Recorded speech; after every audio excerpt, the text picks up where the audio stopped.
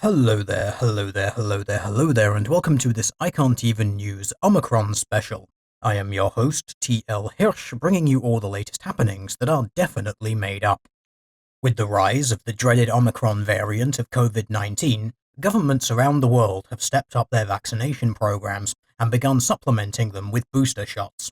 Leading health officials from the World Health Organization have suggested that since the vaccines and all subsequent boosters are all the same treatment that will somehow work on new mutations of the disease that didn't exist at the time of development, people should just go ahead and get all their vaccines and boosters done at the same time for their convenience and to help reduce vaccine and booster waiting times. In a worrying development following the beginning of the third year of 2 weeks to flatten the curve and save grandma, children have begun showing visceral fear of unmasked faces, a new psychological condition related to COVID-19. In response to this finding, medical experts agree that people should continue to wear face masks at all times in all places and all contexts, including during Zoom and Skype calls, so as not to cause psychological distress, alarm, or damage to young children. On social media, a woman has been applauded for her actions of having her pet dog put to sleep because it tested positive for the Omicron variant of COVID-19. The woman in question took to social media stating, "I just couldn't allow my poor baby to continue killing people because she wouldn't wear a mask and refused to socially distance from other people whenever we went for walkies. R.I.P. Sandy. It was for the greater good."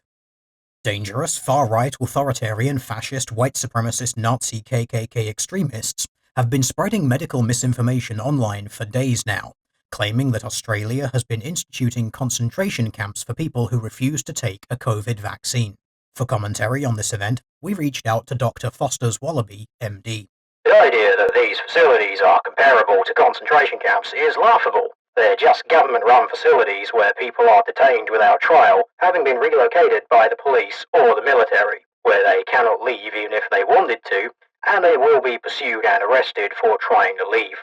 They will also not be fed or watered unless they pay for it with their own money, meaning that if they run out of money, they may or may not die in these facilities. But each person staying in a multi-person bunk bed blockhouse has their own balcony to stand on, that they will be fined $5,000 if they should step off of it.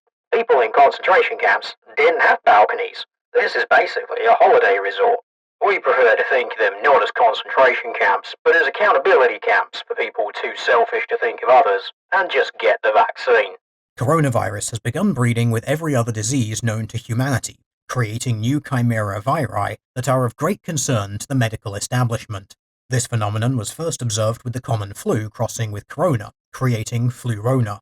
However, this dangerous chimerism did not stop there, and has since spread to other diseases.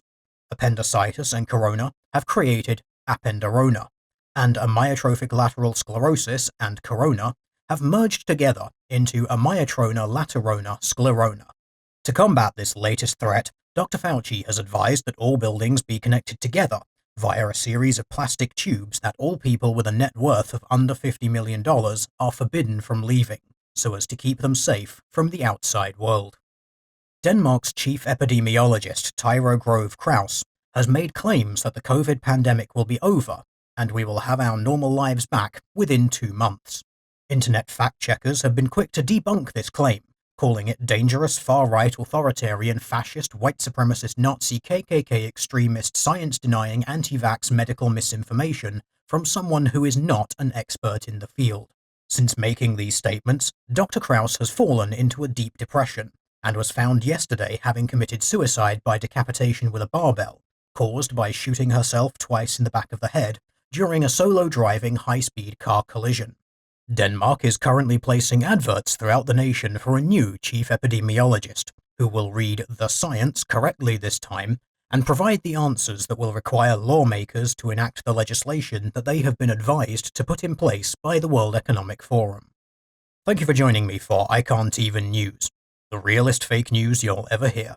And remember, if the news ain't teal, it ain't real. Good night.